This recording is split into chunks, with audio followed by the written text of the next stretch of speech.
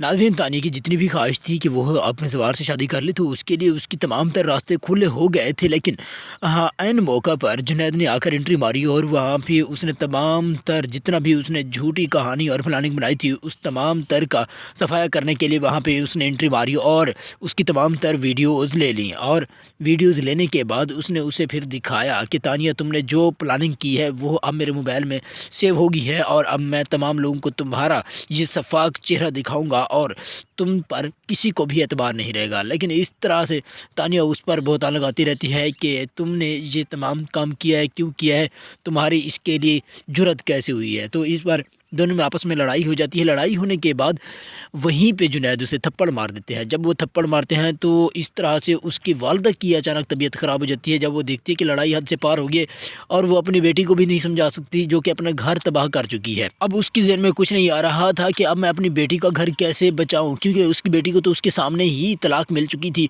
और उसकी बेटी ने खुद भी एतराफ़ कर लिया था, ये तमाम कुछ मैंने प्लानिंग करके झूठी कहानी बनाकर जुनैद और नायाब पर बहतान लगाया और बहुत बड़ा इल्ज़ाम लगाया था।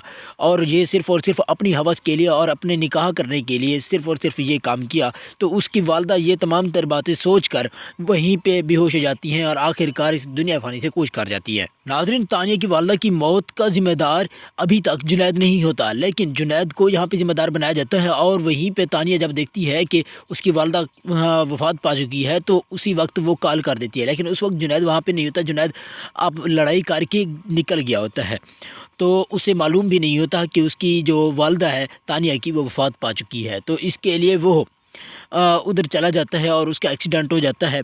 जब जुनैद का एक्सीडेंट होता है तो वो अस्पताल में चला जाता है। लेकिन इधर से तानिया अपनी जो खाला होती है उसको कॉल करती है और कहती है कि आपकी वालदा अब ज़्यादा देर तक नहीं रही, वो फ़ौत हो गई हैं और उनकी मौत की ज़िम्मेदार जो है वो जुनैद है। उनने मुझे तलाक दी और मेरे साथ लड़ाई करते रहे, जिसकी वजह से मेरी वालदा को तकलीफ़ पहुंची और वहीं पे वो फ़ौत हो गई। तो ये तमाम तर बातें सुनकर उसकी वालदा, जुनैद की वालदा, जुनैद को बहुत ज़्यादा गालियाँ देती रहती हैं और बद्दुआएँ भी साथ देती है कि ये इस तरह से इसने कैसे कर लिया। और वो नायाब को भी ज़्यादा कोसती है कि इस मनहूस की वजह से ये तमाम तर काम हुआ है। जब वो इस तरह की खबरें सुनती है तो तानिया को हौसला देने के बजाय वो खुद भी सख्ते में आ जाती है कि इसे क्या हो गया है और कैसे मेरी बहन चली गई है। लेकिन उनको स्टेज का मालूम था कि उनका आखिरी स्टेज चल रहा था कैंसर का, जिस वजह से वो फौत हो गई है। और वो उसी वक्त तानिया के घर चली जाती हैं, उसकी तीमारदारी करती हैं और कफन पुरसी करने के बाद वो वहीं पे रहती हैं। और फिर जुनैद को कॉल करती हैं। जुनैद को जब कॉल करती हैं कि जुनैद को बताया जाए और उसे कहा जाए कि तुम ही इसके ज़िम्मेदार हो और क्यों ये सब किया है, तुम्हें खुद को शर्म नहीं आती। तो इस वक्त वो कॉल करती हैं अपने बेटे को और निगार कॉल करने के बाद उसे बहुत ज़्यादा गालियाँ सुना देती है, लेकिन उसके बाद अभी तक नहीं आई होती।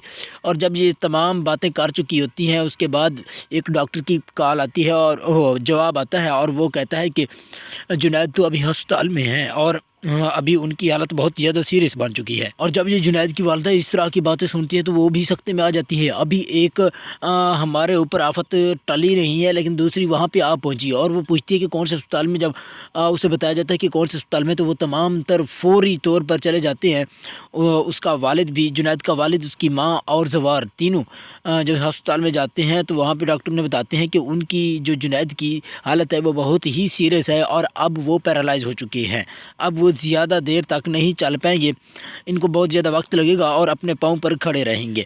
लेकिन अब जब जुनैद ठीक होगा तो उन तमाम लोगों को वो तमाम तर कहानी और सबूत दिखाएगा जो कि तानिया ने प्लानिंग की थी। और इस वक्त तमाम की आंखें खुली रह जाएंगी और जवार को भी इल्म हो जाएगा।